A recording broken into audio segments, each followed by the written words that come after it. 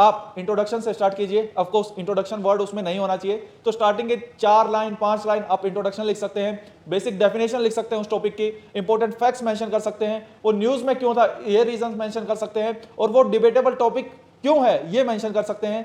This will be your introduction part. इसके बाद आप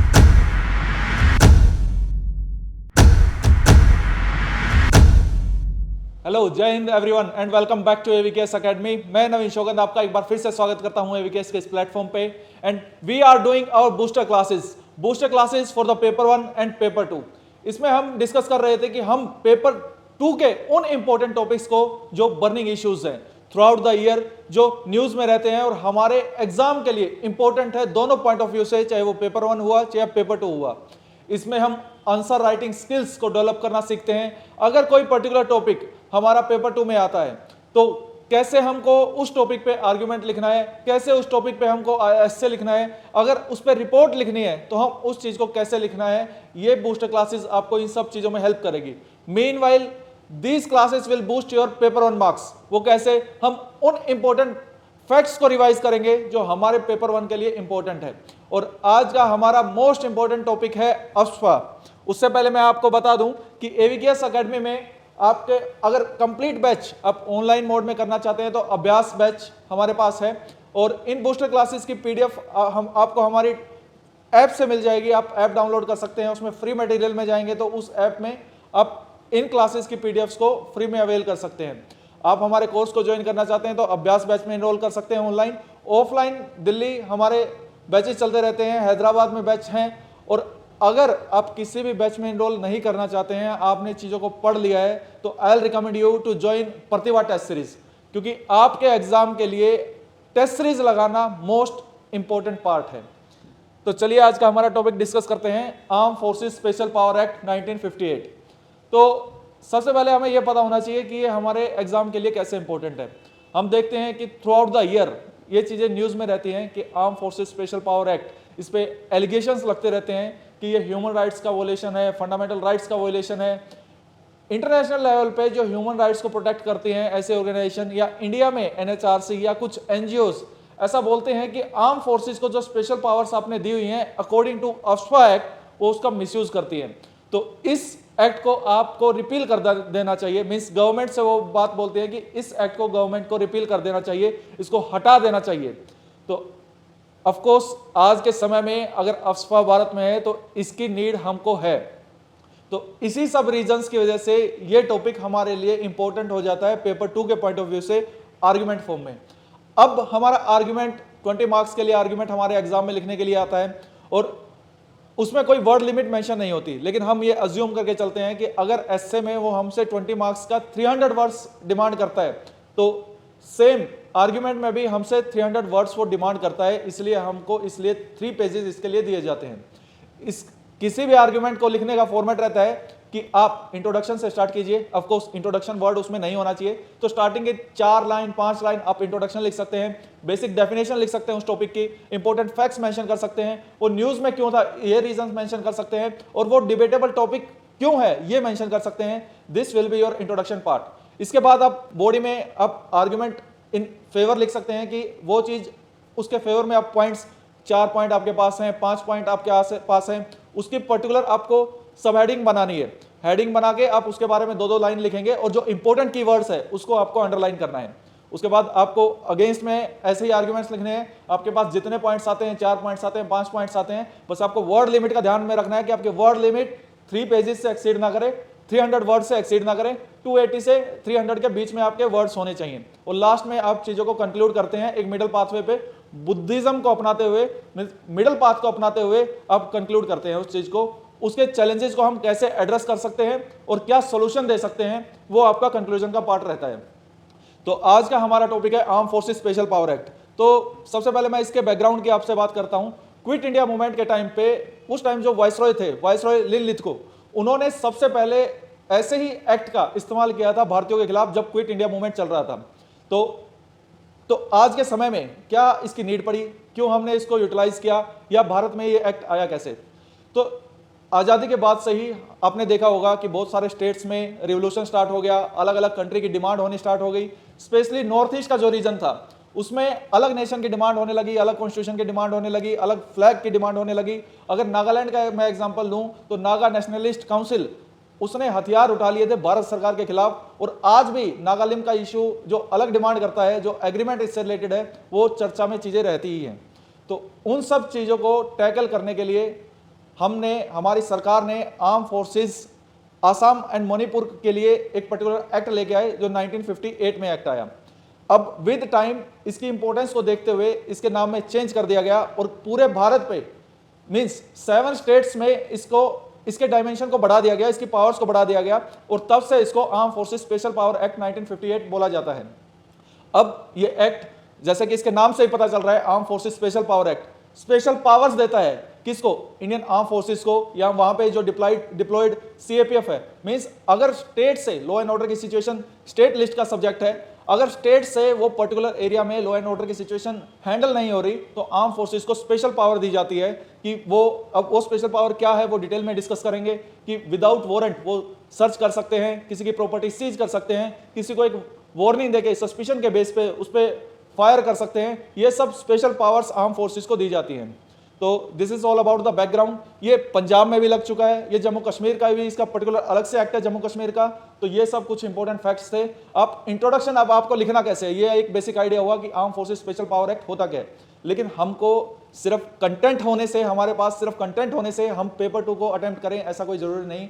बहुत सारे स्टूडेंट्स ये प्रॉब्लम फेस करते हैं कि कंटेंट हमारे पास है, हमें बस ये नहीं पता होता इंट्रोडक्शन में क्या आएगा, बॉडी पार्ट में क्या आएगा, कंक्लूजन में क्या आएगा। तो उन्हीं चीजों का सॉल्यूशन है बूस्टर क्लासेस। तो इंट्रोडक्शन अगर आपको करना है तो आप स्पेशल बता सकते हैं कि arm forces special power act आपका इनेक्टेड किया गया था ईयर 1958 में, जो ऑलरेडी मैं बता चुका हूं। ये एक्स्ट्रा ऑर्डिनरी पावर्स देता है या इम्यूनिटी देता है आर्म फोर्सेस को डिस्टर्ब्ड एरिया में। अब कोई ऐसा एरिया जिसमें लॉ एंड ऑर्डर सिचुएशन सही नहीं है और ऐसे रिवोल्यूशन हो रहा है, चाहे वो लोग कर रहे हैं फॉरेन सपोर्ट की वजह से कर रहे हैं, और एक पैरेलल गवर्नमेंट वो रन कर रहे हैं, जैसे नागालैंड में पैरेलल गवर्नमेंट रन कर रहे थे, असम के कुछ एरियाज में है, मणिपुर के कुछ एरियाज में है, पहले त्रिपुरा के भी एरियाज में था, मेघालय के भी एरियाज में था, अरुणाचल प्रदेश के ऐसे कुछ एरियाज में है। तो हालांकि अब त्रिपुरा से अफस्पा एक्ट हट चुका है, मेघालय से अफस्पा एक्ट हट चुका है। तो आप ये भी मेंशन कर सकते हैं इंट्रोडक्शन में कि एट प्रेजेंट अफस्पा एक्ट कहां मेंशन है, आसाम में, नागालैंड में, मणिपुर में, अरुणाचल प्रदेश में। इसके अलावा जम्मू कश्मीर का through arm forces Jammu Kashmir power act 1990 का, ये इसके थ्रू जम्मू कश्मीर में भी है। ये आपका इंट्रोडक्शन इनफ है अगर ये आर्गुमेंट के फॉर्म में आपको लिखना आता है तो। इसके बाद बात आती है कि बॉडी की, हम बॉडी में क्या चीजों को मेंशन करेंगे। अकॉर्डिंग टू प्रोपोनेंट्स मींस इसके समर्थक क्या बोलते हैं, या आर्गुमेंट इन द फेवर, ये आप कुछ भी हेडिंग बनाया जा सकती है, और आपकी ये हेडिंग सब हेडिंग के फॉर्म में जरूर होनी चाहिए, और आपको इसको ऐसे बॉक्स बना के भी आप हाईलाइट कर सकते हैं। Of course arm forces special power act क्यों भारत में एग्जिस्ट कर रहा है? नेशनल सिक्योरिटी के लिए, इंडिया के लिए सर्वोप्रिय चीज है। हमारे कॉन्स्टिट्यूशन में प्रियम्बल भी बोलती है कि हमारा कंट्री एक सोवरेन स्टेट है और हमारे देश की सिक्योरिटी सर्वोप्रिय है। सोवरेनिटी का मतलब क्या है कि इंडिया कैपेबल है अपने डिसीजन खुद लेने में, किसी बाहरी कंट्री का उस पर इंफ्लुएंस नहीं रहेगा। तो हमारी कंट्री की नेशनल सिक्योरिटी को देखते हुए, हमारी कंट्री की सोवरेनिटी को प्रोटेक्ट करने के लिए ये आर्म फोर्सेस को स्पेशल पावर्स दी गई हैं कि वो उन एरियाज में जो डिस्टर्ब्ड एरिया डिक्लेयर हो चुके हैं, उनको कौन डिक्लेयर करेगा? गवर्नर उनको रिपोर्ट भेजेगा सेंट्रल गवर्नमेंट को, और सेंट्रल गवर्नमेंट किसी भी पर्टिकुलर एरिया को जहां पे इस तरीके से डिस्टर्बेंस है तो उसको डिस्टर्ब एरिया डिक्लेयर कर सकती है। और नेशनल सिक्योरिटी को ध्यान में रखते हुए ये अफवाह भारत में लागू रहना चाहिए। दूसरा important point, effective functioning of security forces. आप उनको प्रॉपर पावर देंगे, जैसे मैंने आपको बताया कि सर्च करने की पावर, प्रॉपर्टी सीज करने की पावर, कुछ भी किसी की भी अलग से वार्निंग देके फायर देने की पावर, ये प्रॉपर फंक्शनिंग को इंश्योर करेगा कि आर्म फोर्सेस अपना काम कर सकती है अच्छे से। जो लोगों के सिविक राइट्स हैं वो उस चीज में बाधा ना बने कि वहां पे peace and law and order की सिचुएशन या पीस स्टैब्लिश करने में कोई चीज की बाधा ना बने। तीसरा, boosting morale of the forces. Of course arm forces को अगर आप रिस्ट्रिक्शन लगा के रखेंगे कि सामने से तो गोलियां चल रही हैं, उस एरिया में हर चीज पे अगर बहुत ज्यादा राइट्स लोगों को दे दिए गए हैं, उन लोगों में कुछ इंसर्जेंट्स भी होंगे, कुछ टेररिस्ट भी हो सकते हैं। अब नॉर्थ ईस्ट में इंसर्जेंसी देखने को मिलती है और पूरा नेक्सस रहता है नक्सलाइट्स का, इंसर्जेंट्स का, टेररिस्ट का, फॉरेन जो पार्टीज है मीन्स चाइना का, अदर जो टेररिस्ट ऑर्गेनाइजेशन है आउट ऑफ इंडिया उनका। तो ऐसे में आर्म फोर्सेस का मोरल हाई रहना बहुत कंपलसरी है। एक फौजी का मोरल हाई होगा तभी तो लड़ सकेगा अच्छे से। तो ऐसे में अफस्पा का होना जायज है और अफस्पा रहना चाहिए। दूसरा, एक फोर्थ इंपॉर्टेंट पॉइंट, एक काइंड ऑफ जो किसी भी कंट्री को एक ये माना जाता है, अगर आपको उस एक स्ट्रॉन्ग कंट्री को खत्म करना है तो आप बाहर से ना खत्म करके उसको अंदर से खत्म कीजिए। तो इस चीज को बोला जाता है प्रॉक्सी वॉर, कि आप वहां पे सिविल डिस्टर्बेंस कर दीजिए, आप वहां के आर्म्ड रिबेलियन को सपोर्ट करिए हथियारों के द्वारा, पैसों के द्वारा। और ऐसे ही तो चाइना हमारे साथ करता है, पाकिस्तान हमारे साथ करता है। जब डायरेक्ट फ्रंट पे वो हमसे वॉर नहीं कर सकता तो प्रॉक्सी वॉर जैसे चीजों का सहारा लेता है। और ऐसी एक्स्ट्रा ऑर्डिनरी सिचुएशंस को टैकल करने के लिए एक्स्ट्रा ऑर्डिनरी पावर्स का होना कंपलसरी है, इसलिए भारत में अफवाह होना चाहिए। These are the 4 important points जो आप पेपर 2 में मेंशन कर सकते हैं। इसके अलावा अगर हम प्री मैच्योरली वहां से बहुत, अभी आपने देखा एक एग्जांपल था आयरम शर्मिला, वो त्रिपुरा में हंगर स्ट्राइक की, त्रिपुरा में वहां से अफवाह हमने हटाया। और अगर हम प्री मैच्योर वहां से अफवाह हटा लेंगे, स्टेट से अफवाह हटा लेंगे, तो लॉ एंड ऑर्डर की सिचुएशन खराब हो जाएगी। जो प्रेजेंट, ना तो स्टेट फोर्सेस इतनी इनफ कैपेबल हैं कि अकेले वो विदाउट स्पेशल पावर्स से उनको टैकल कर सके जो इंसर्जेंट्स हैं, ना एट प्रेजेंट वहां के जो कानून है वो इतने इंटेंसिफाई हैं या इतने कैपेबल हैं कि वो इन चीज़ों से टैकल कर सकें। इसके अलावा अगर अगेंस्ट में बात आई तो ऑफ कोर्स वर्ल्ड लेवल पे लोग चिल्लाने लगते हैं जब ह्यूमन राइट्स की बात आती है, तभी ह्यूमन राइट्स के नाम पे किसी भी कंट्री पे दबाव बनाया जा सकता है और ये तरीका रहता है। मैं ये नहीं कहता कि arm forces special power act का कभी मिसयूज हुआ ही नहीं या कभी मिसयूज होगा नहीं। वोलेशन ऑफ ह्यूमन राइट्स देखा जाता है, मिस्टेक्स भी देखी जाती हैं कि सम बाय मिस्टेक्स अब वार्निंग देके किसी को गोली मार दी, तो ये बाद में पता चला वो निर्दोष था, वो टेररिस्ट था ही नहीं, वो इंसर्जेंट था ही नहीं। एक पार्टी जा रही है, उसको वार्निंग देके गोली मार दी, किसको पता कि वार्निंग दी भी थी या नहीं दी थी। खुद आक्रोश में आके तो किसी पे गोली नहीं चला दी, या पर्सनल रंजिश में तो किसी को गोली नहीं चला दी। आर्म फोर्सेस वाले हैं तो इंसान ही, ऐसा तो नहीं है कि वो मिसयूज कर रहे हैं अपनी पावर्स का। किसी के पास एब्सोल्यूट पावर नहीं होनी चाहिए। अगर आपको चीज़ों को कंट्रोल में रखना है तो ये एक आप पॉइंट मेंशन कर सकते हैं कि वोलेशन of the human rights. Of course वोलेशन of the fundamental rights, आपके आर्टिकल 21 राइट टू लाइफ का वोलेशन देखने को मिलता है, आर्टिकल 22 का वोलेशन देखने को मिलता है, जो कि आपका एक प्रोटेक्शन प्रोवाइड करवाता है against the preventive and punitive detention के। मिसयूज ऑफ एब्सोल्यूट पावर ये हम डिस्कस कर चुके हैं। इसके अलावा ये कुछ इंपॉर्टेंट पॉइंट्स थे जो मैंने आपको बताया कि चीज़ों को मिसयूज देखने को मिलता है।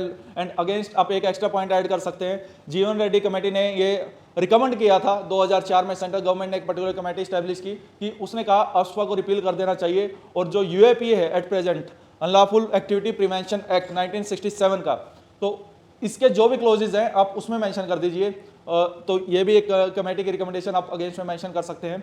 इसके अलावा अगर बात आए कि कुछ ओपोनेंट्स ऐसा भी बोलते हैं कि ये इनइफेक्टिव है, या अभी भी तो वहाँ पे इंसर्जेंसी देखने को मिलती है, ये इसके लगाने के बाद से कौन सा पूरी शांति हो गई हर एरिया में, तो सेंट्रल गवर्नमेंट समटाइम्स इसका मिसयूज करती है, फेडरल स्ट्रक्चर के अगेंस्ट इसको समझा जाता है। These are the important points जो आप अगेंस्ट में इसके मेंशन कर सकते हैं।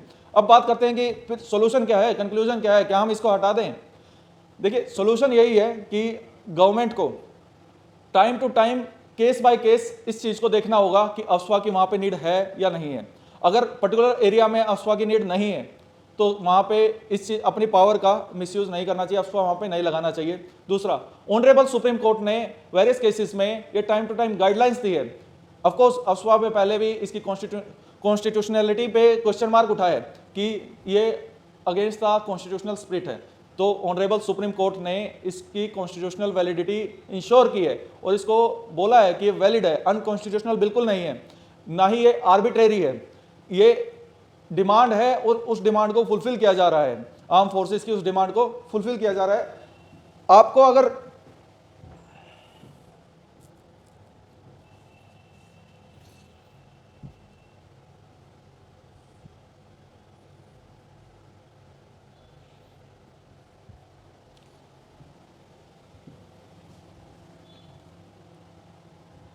अब ऐसे एरियाज में जो टेररिज्म का बहुत इन्फ्लुएंस है, इंसर्जेंसी का बहुत इन्फ्लुएंस है, एक्सटर्नल फैक्टर्स, एक्सटर्नल कंट्रीज का बहुत सारे इन्फ्लुएंस है, तो ऐसी सिचुएशन में टैकल करने के लिए स्पेशल पावर्स की नीड होगी। लेकिन कुछ चीज़ों को इंश्योर करना कंपलसरी है।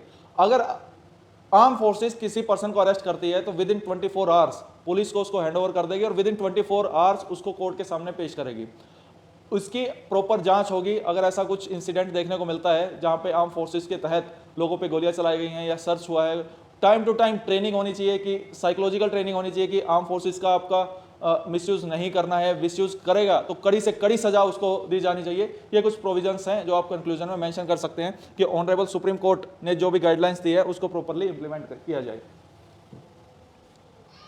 अब बात आती है कि पेपर 1 के लिए इंपॉर्टेंट फैक्ट्स। पेपर 1 के लिए तो सबसे इंपॉर्टेंट फैक्ट यही है कि अफवाह होता क्या है, किस तरीके की पावर उसमें दी जाती है, सबसे पहले कब ये यूज़ किया गया था। तो सबसे पहले 1942 में ऑर्डिनेंस के द्वारा वायसराय लिनलिथगो ने इसका इस्तेमाल किया था। अगर बात आए कि arm forces Assam and Manipur special power act के नाम से इसको भारत में लाया गया था, तो आंसर होगा यस, ये इसके द्वारा भारत में लाया गया था। बाद में इसका नाम चेंज करके arm forces special power act कर दिया गया था, जो फर्दर 7 स्टेट्स पे भी इसको लगा दिया गया था। क्या पंजाब और चंडीगढ़ में लग चुका है? हाँ लग चुका है, अकॉर्डिंग 1983 में। क्या जम्मू कश्मीर में इंप्लीमेंट है? हाँ है, पर उसका एक्ट अलग है, Jammu Kashmir special power act 1990। कौन कौन से ग्राउंड के रहते हैं अब पर्टिकुलर एक्ट में? स्पेशल पावर देता है ये आप फायर करने की आर्म फोर्सेस को, कि वो फायर कर सकते हैं प्रॉपर वार्निंग देके। दूसरा, suspect security handed over to local police, जो हमने अभी डिस्कस किया, ऐसा करना है। इसमें आपको बस याद ये रखना है कि governor of the state recommend करेगा और सेंट्रल गवर्नमेंट उस चीज़ पे इम्पोज कर सकती है। सेंट्रल गवर्नमेंट सो मोटो एक्शन भी ले सकती है इस चीज़ पे, और डिस्टर्ब्ड एरिया डिक्लेयर करेगी। डिस्टर्ब्ड एरिया पे arm forces special power act लगाया जा सकता है। त्रिपुरा, मेघालय और अरुणाचल प्रदेश के कुछ क्षेत्रों से इस एक्ट को पहले लगाया गया था, अब हटा लिया गया है। ये इंपॉर्टेंट फैक्ट्स है जो आपको ध्यान में रखने हैं। आज के लिए इतना ही, जल्दी मिलते हैं नेक्स्ट टॉपिक में। इसके अलावा आपको गवर्नर, आपके पॉलिटी के लिए रिवाइज कर देना है कि गवर्नर की क्या क्वालिफिकेशंस हैं, क्या गवर्नर कैसी पोस्ट है, कॉन्स्टिट्यूशनल सिक्योरिटी क्या है, गवर्नर की पावर क्या है। गवर्नर का पूरा चैप्टर आपको रिवाइज कर देना है। Thank you so much. जय हिंद।